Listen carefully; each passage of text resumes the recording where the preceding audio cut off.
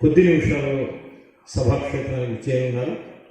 కాలం కర్పూరం అన్నాడు దాశరథి గారు. అందుకే సమయాన్ని దృష్టిలో పెట్టుకొని వెంటనే మనం సభా కార్యక్రమాన్ని ప్రారంభించుకున్నాం.